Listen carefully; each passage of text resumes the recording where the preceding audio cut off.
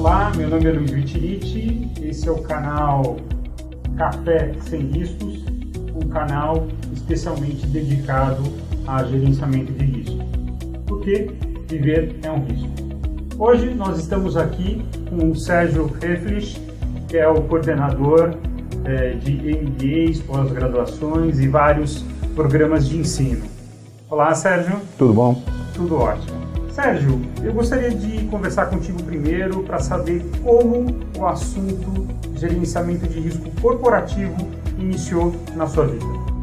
Basicamente há uns 15 anos, quando chegamos a São Paulo para produzir um projeto de logística na Penske. Na verdade, tínhamos chegado para coordenar uma área de transporte e percebemos a necessidade de desenvolver uma área de gestão de risco. Na verdade, a diretoria definiu que teria uma área e foi implantado lá, e eu fui o responsável pela implantação desse projeto. O conceito de risco, para você, desde aquela época, no início, dentro desse operador logístico, e hoje em dia, coordenando cursos de risco e seguro, qual é o conceito de risco que você hoje usa?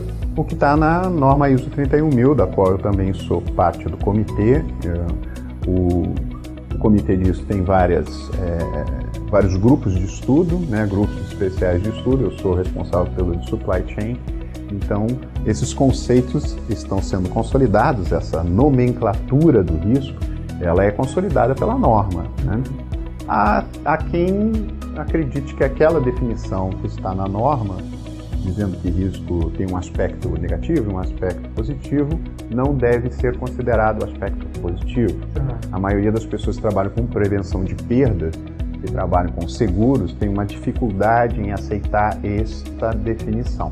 E risco pode ser também uma oportunidade de melhoria. Exatamente. A norma diz que é também a possibilidade de oportunidades. De fato, o risco nasce de um conceito de oportunidade e vai, ao longo do tempo, tomando uma outra forma, que é a forma da ideia de que existe a possibilidade de perda. Mas não foi a palavra, o radical da palavra, o iniciar da história, está correlacionado com a ideia de fortuna, de sorte, de oportunidade. Ou de aposta, né? De aposta também, mas sempre visando a oportunidade de ganhos e não de perdas. A perda é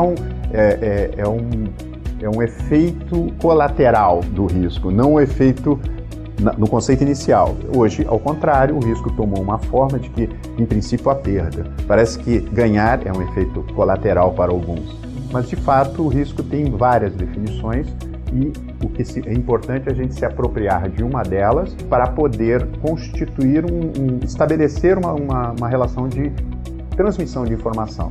O grande problema do risco é a sua taxonomia, qual é o sentido que ele toma para cada ente de uma cadeia produtiva e como é que a gente vai protegê-los dessas percepções que eles têm dos seus riscos. Você acha que risco poderia ser definido também como um desvio?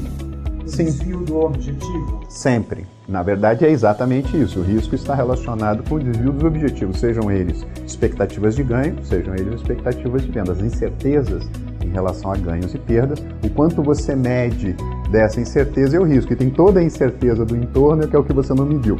E basicamente isso continua sendo uma incerteza. Voltando ao assunto da norma que você comentou, então a ISO 31000, sendo uma norma internacional, aqui no Brasil ela é representada por quem? Pela BNT. Que é? Associação Brasileira de Normas Técnicas. Eles que estão fazendo a tradução de vamos dizer assim, das orientações, e nós temos um núcleo que é coordenado no Brasil, que se apresenta no Comitê Internacional apresentando as nossas sugestões.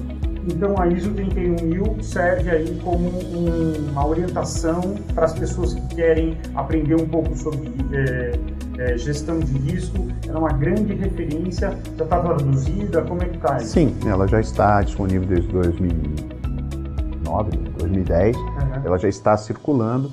A questão é que o uso da norma, muitas vezes as pessoas, eu quero uma certificação, né? Eu quero ter uma declaração pública de que eu estou dentro de uma regra, de um compliance, que é outro conceito muito usado no mercado de risco. Eu estou conforme.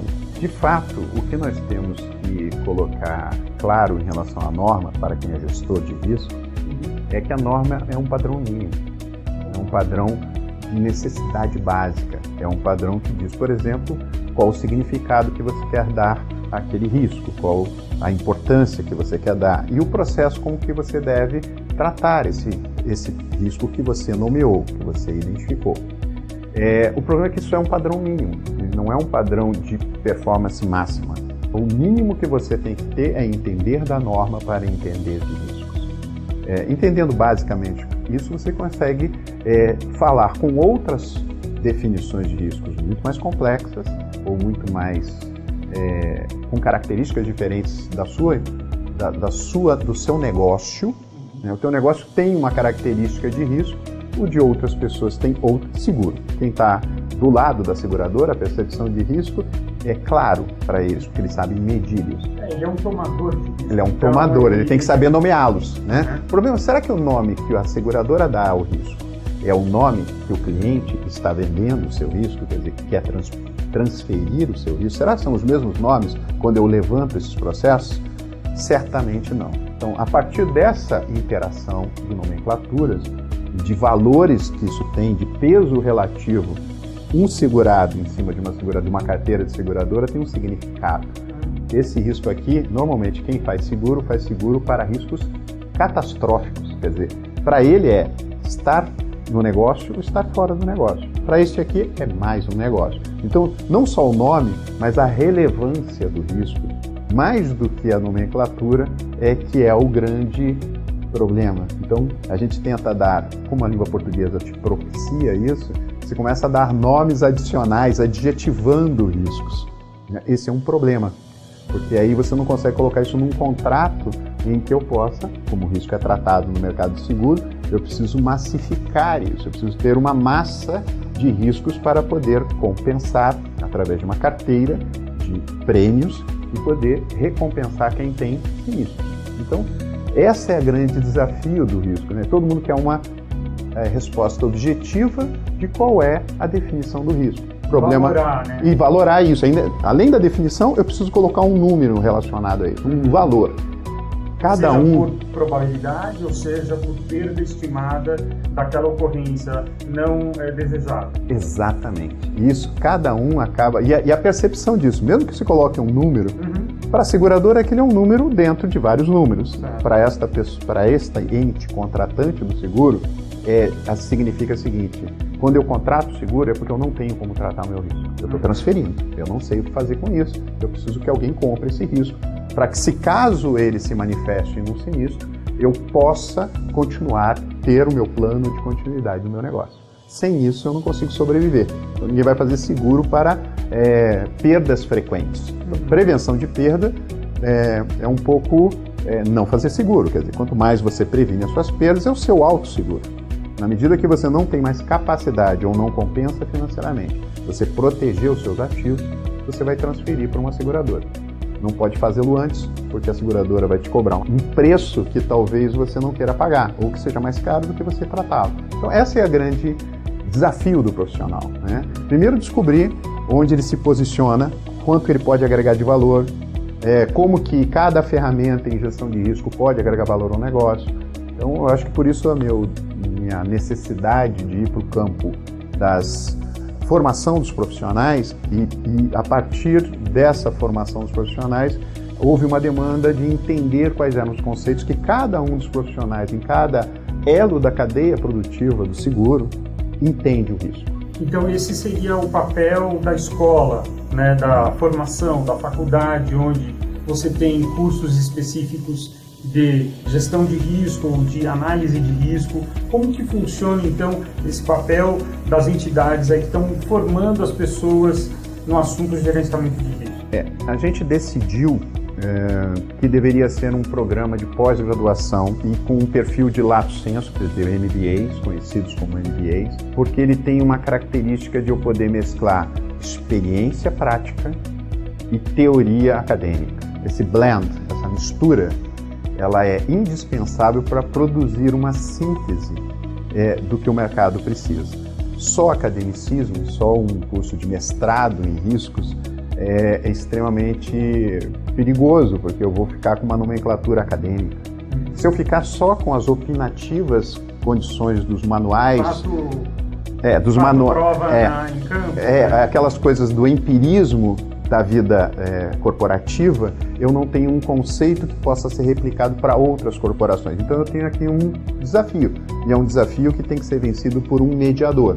Este mediador é um programa de longa duração, porque eu preciso primeiro encontrar essas pessoas, eles têm que falar as mesmas linguagens. Então não é num curso de curta duração, não é num curso tecnólogo ou curso no final de semana que eu vou resolver esses impasses. Eu tenho que criar uma relação permanente, consistente entre um grupo. Este grupo começa a desenvolver trabalhos e artigos técnicos, né, que é essa a grande possibilidade do aluno não ficar simplesmente discutindo teorias. Ele vai consolidar o seu conceito, sua prática, com a sua teoria, e construir um conceito e replicar esse conceito ao mercado. Ou ele vai virar um produto, ou ele vai virar um conceito acadêmico. Aí é muito mais do perfil do escritor ou dos escritores, né, dos pesquisadores, do que especificamente da vontade do orientador aqui. Na verdade, a busca do processo é trazer uma sequência de informações sistematizadas de profissionais de mercado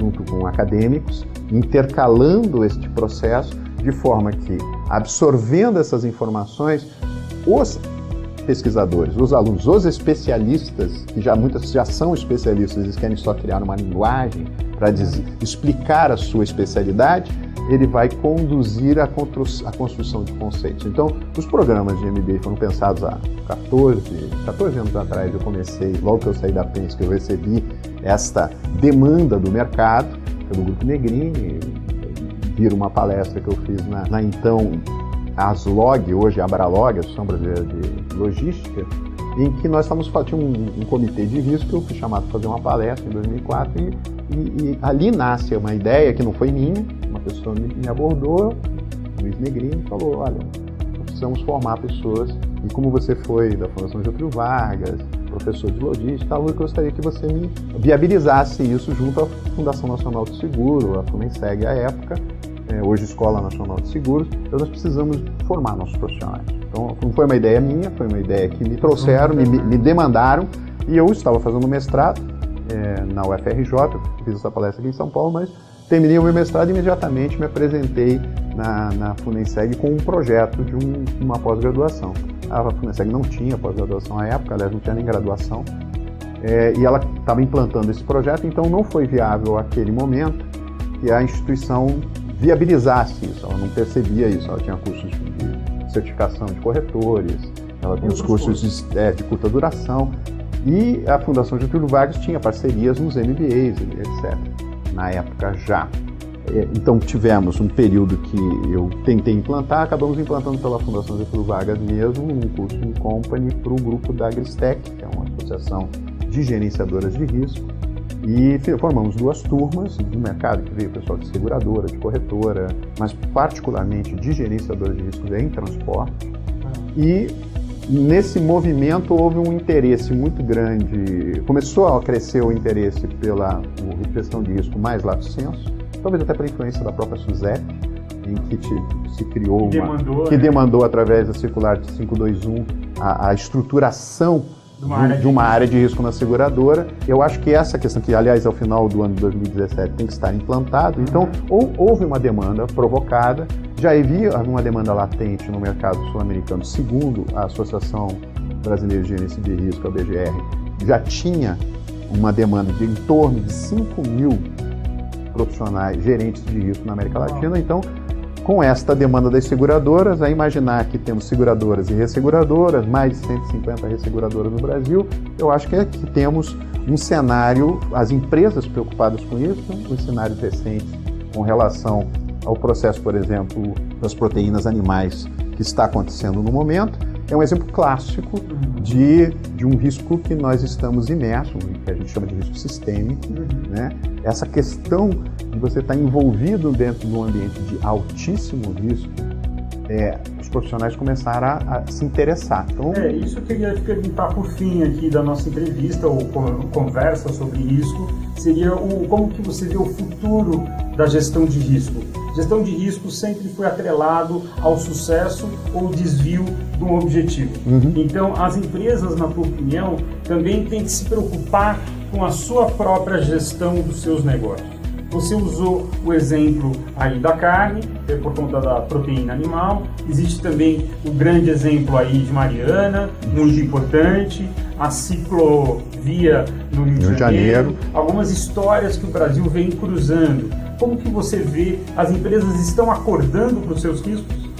Esse é o nosso grande desafio como acadêmicos, e a gente tem procurado escrever alguns fundamentos junto com as grandes corporações de consultoria que já estão no mercado oferecendo seus serviços. O conceito de consultoria para gestão de risco eles têm lá hoje muito forte o conceito de compliance, ligado muito à área jurídica, e você tem uma parte de governança, que é outro termo, né? O governança, risco e compliance. Então você tem o GRC, hoje é um tema muito forte. Mais do que o risco isolado. O problema é tudo que todo mundo sabe o que é o compliance, todo mundo entende o que é a governança, é o fluxo do caixa, e o compliance é cumprimento de regras de qualidade, ou o cumprimento das regras legais ou normativas.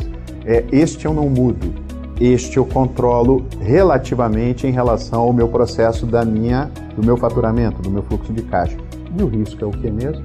Talvez uma junção de tudo isso. Na verdade, esse está ligado aos seus valores, compliance. A governança está ligada ao seu conceito de missão, valores. O que faltou? Visão. O risco é a visão que a empresa tem, é o desejo de realizar algo, é a percepção de quanto ela vai agregar de valor. Então, se é uma empresa que tem apetite ao risco, ela terá ferramentas e profissionais focados, experimentados para fazer análise de riscos prospectivos. Se é uma empresa mais conservadora, até pela sua característica de estrutura organizacional, ela vai sempre se apoiar num compliance, num fluxo de caixa seguro, mas eu vou ter uma percepção de risco, quer dizer, muito mais conservadora. Então, é a visão do risco. O risco tem que ser estratégico, ele não pode ser tratado como operacional. Então, você acha que analisar riscos vai poder salvar uma empresa e ela pode aumentar a lucratividade se ela sabe bem o seu próprio risco? Na verdade, a estratégia da empresa está ligada ao risco que ela está disposta a tomar. Então, o apetite ao risco é o que determina o sucesso. A capacidade de entender essa relação é que vai fazer toda a diferença entre o sucesso e o fracasso. Excelente. Obrigado, Sérgio. Nada. Porque viver é um risco.